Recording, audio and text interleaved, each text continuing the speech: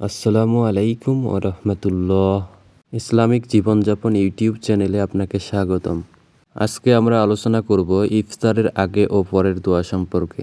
চলছে মহিমান্বিত রমজান। স্বয়ং আল্লাহ তাআলাই রোজা পালনকারীর প্রতিদান দেওয়ার ঘোষণা দিয়েছেন। প্রাপ্তবয়স্ক মুসলমান নারী পুরুষের জন্য রোজা ফরজ। এর প্রেক্ষিতে আল্লাহর নৈকট্য ও তাকওয়া লাভের আশায় মুসলমানরা রোজা পালন করেন।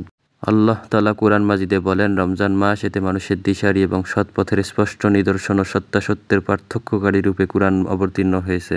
সুতরাং তোমাদের মধ্যে যারা এই মাস পাবে তারা যেন এই মাসে রোজা পালন করে। হে মুমিনগণ, তোমাদের জন্য রোজার বিধান দেয়া হলো, যেমন বিধান তোমাদের পূর্ববর্তীগণকে দেয়া হয়েছিল, যাতে তোমরা তাকওয়া অর্জন করতে পারো। সূরা 2 বাকারা 185 ও 183। সারাদিন রোজা রাখার পর ইফতারের আগে ইফতার করার সময়, ইফতারের পর দোয়া পাঠের মাধ্যমে মহান আল্লাহর কাছে শুকরিয়া আদায় করতে হয়। ইফতারের আগে যে দোয়া পড়তে হয়: উচ্চারণ: বিসমিল্লাহি আল্লাহুম্মা লাকা সুমতু ওয়া আলা রিজকিকা আফতারতু।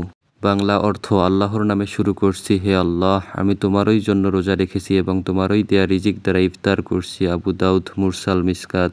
ইফতারের কিছুক্ষণ পূর্বে এ দোয়াটি বেশি বেশি পড়তে হয়। উচ্চারণ: ইয়া ওয়াসিয়াল মাগফিরাতি ইগফিরলি।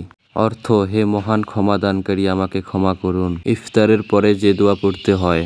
উচ্চারণ: জাহাবাজ জামাউ ওয়া বতালিতুল উরুকু ওয়া সাবাতাল আজরু ইনশাআল্লাহ।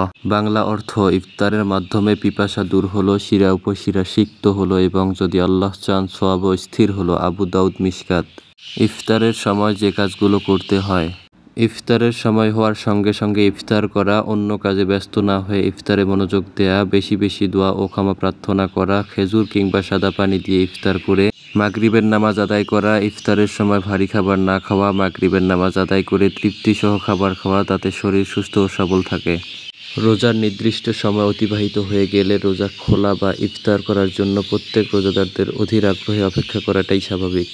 আর সেই সময় যে তার রোজা পূর্ণ করতে পারে, প্রকৃতিগতভাবে সে খুশি হয়, অতএব ইফতার করতে তাড়াতাড়ি করাটাই স্বাভাবিক ব্যাপার। কিন্তু তা সত্ত্বেও নবীজি সাল্লাল্লাহু আলাইহি ওয়াসাল্লাম আমাদের দ্রুত ইফতার করতে নির্দেশ দিয়েছেন এবং জানিয়েছেন যে তাতে আমাদের মঙ্গল আছে। তিনি বলেন, লোকেরা ততক্ষণ মঙ্গলে থাকবে যতক্ষণ তারা সূর্য ডোবার পর নামাজের আগে ইফতার করতে তাড়াতাড়ি করবে। বুখারী 1957, মুসলিম 1098। যেহেতু ইহুদি ও খ্রিস্টানরা রোজা রেখে দেরি করে ইফতার করে, তাই তিনি আমাদের তাদের বিপরীত করতে আদেশ দিয়েছেন। তিনি বলেন, দিন ততকাল বিজয়ী থাকবে যতকাল লোকেরা ইফতার করতে তাড়াতাড়ি করবে, কারণ ইহুদি ও খ্রিস্টানরা দেরি করে ইফতার করে। আবু দাউদ, মুস্তাদরাকে হাকেম, ইবনে হিব্বান।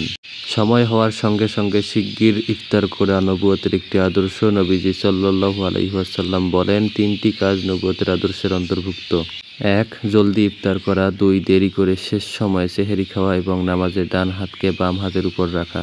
ইসলামিক শিক্ষামূলক এমন ভিডিও পেতে চ্যানেলটি সাবস্ক্রাইব করে পাশেই থাকবেন ইনশাআল্লাহ।